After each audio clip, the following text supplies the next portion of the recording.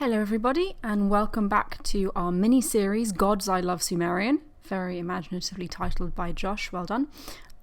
This is part 2, the minor deities, so looking at the gods that were not part of like the major pantheon, but were still very important in their own right. So, we will get started with Ninlil, who's right at the top because she is the wife of a major deity. She is the wife of Enlil. As you can see, the names are related. They literally mean lady, I mean maybe wind. The translation is a bit debated, but Lady Wind and Lord Wind. So they are a married couple. She was originally named Sud, but once she was conceived of as Enlil's wife, her name received a bit of a makeover. Lucky Ninlil. Following Ninlil, we have Ninurta, who is the son of Enlil. He is a warrior god whose temple was the Eshmesha, and he's also known as Ningirsu in the Lagash region. So if you've seen my video on Gudea of Lagash, Ningirsu is his major deity. He's the guy who Gudea prayed to and whose temple he built and commemorated on his statues. So his temple is known as the Eininu, which is the Temple of the 50 Mays. The Mays are, well, they probably deserve their very own daily data, but they're kind of like signs of culture and civilization. And Ninurta is a warrior and also a farmer god. It's an interesting thing you see in Mesopotamian religion. A lot of the gods have multiple areas of expertise that may or may not be related to each other. So the Anzu bird, you'll have seen in Josh's video on Lugalbandra and the Anzu bird. He comes up again at various points. Tablets of Destinies, the things that he steals, and he starts out as kind of a sidekick almost of Ningirsu. He's on an object called the Stele of the Vultures, helping Ningirsu out, and then later becomes an antagonist, but he's seen as a bird deity with a lion's head. He's a pretty cool guy. And like I said, in the later edition, steals the Tablets of Destinies and is then killed by Ningirsu. Nana was a great name. I love that name. He's also known as Suan, and his Akkadian name is Sin. So if you hear Josh and I talking, he'll say Nana, I'll say Sin. That's mainly because of our differing specializations. Josh is a Sumerologist, and I'm not. So Nana is the moon god. He's also the son of Enlil and Ninlil. And his temple is the Akishnugal at Ur. Ningal is Nana's wife. She's also the mother of the sun god Utu, who we'll see in a minute or two. And she was worshipped at Ur as well. So we have Utu, also the Akkadian Shamash. That's related to the Hebrew word for the sun as well, Shemesh. And kind of tells you what Utu's deal is. He's the sun god. And the son of Nana, and he appears in the Epic of Gilgamesh.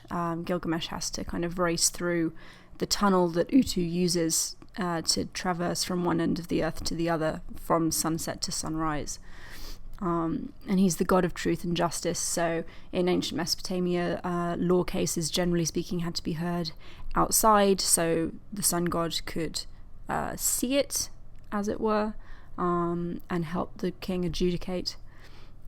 Shakan is quite a minor dude. He's the god of the open steppe and wild animals, and he's a shepherd deity similar to DUMUZI, who comes up a little bit later, and also the son of Utu.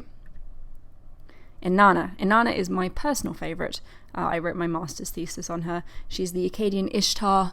There was a Facebook thing going around a couple of years ago, you may have seen, connecting Ishtar to Easter. Ignore that completely. I'll go into that probably next Easter. But she's a very powerful goddess, very famous. The Akkadian kings in particular tried to envision some kind of special relationship between the goddess and themselves. She was kind of the patron goddess of the first empire of Akkad. She's the daughter of An, who's like the major dude, and the sister of Ereshkigal, who is the goddess of the underworld. Again, she'll come up a little bit later. But their relationship is one of the focal points of the famous myth, Inanna's descent, or Ishtar's descent, it's known in Sumerian and Akkadian, in which Inanna goes down to the underworld to try and take over her sister's throne, basically, and kind of gets her ass handed to her. Her primary city is Uruk, and she is the goddess of sexual love and war, which is a great combination of stuff. And I think later we'll have to do a special daily data on her, because she's just absolutely fascinating. If you have time, look up the Agushaya hymn. We'll tell you about that later. But it's a great hymn, and it kind of shows you Inanna at her most impressive and also petulant. We've got to love a petulant goddess. She was envisioned as the Venus planet, the planet Venus, the morning and the evening star, and she was so popular that many of the local goddesses ended up being syncretized with her. So you have Inanna of Kish, Inanna of Uruk, Inanna of Or. All the little local deities, local goddesses, were often envisioned as a version of Inanna. And in fact, there's a synchronistic hymn to Ishtar that kind of explains that in more detail. It's pretty cool. DUMUZI, poor guy. He is TAMMUZ from the Bible, another shepherd god, and he's one of Inanna's lovers, sometimes her husband, and he is also the king of Bad Tibira, so he's named in the Sumerian king list as one of the pre-flood kings, and he replaced Inanna in the Netherworld in Inanna's descent in that myth. She goes down, she ends up being freed, but Ereshkigal demands that someone comes and takes her place, and because she's such a loving, caring person, she decides that her husband should go down instead of her. There's also a fantastic collection of love songs that are a little bit racy, that explain the relationship between DUMUZI and Inanna, that I think we'll have to go into in more detail another time.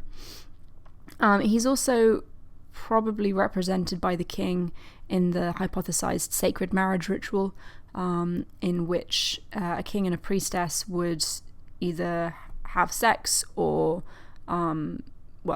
symbolic or real, as part of a ritual to ensure the continuing fertility of the land during the New Year festival. Gesht Inanna is DUMUZI's sister, and she's a pretty awesome lady. There are a couple of myths that describe her relationship with her brother, in which she hides him from the demons coming to drag him to the underworld. And then she's known, after he goes, she's known for kind of wandering the steppe, lamenting his death and his loss. She's a very rural goddess, and later is equated with the Akkadian Belet Tseri, which is translated as Lady of the Steppe. Ereshkigal, we've already talked briefly about her. Her name means Queen of the Great Below. She is the undisputed ruler of the underworld.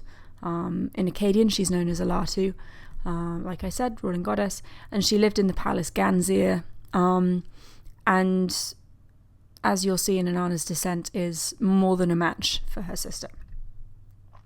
Nergal is another deity of the Netherworld. He is Ereshkigal's husband, and later is equated with the god Era, who is featured in the myth Era and Isham. We've had a couple of videos about Era.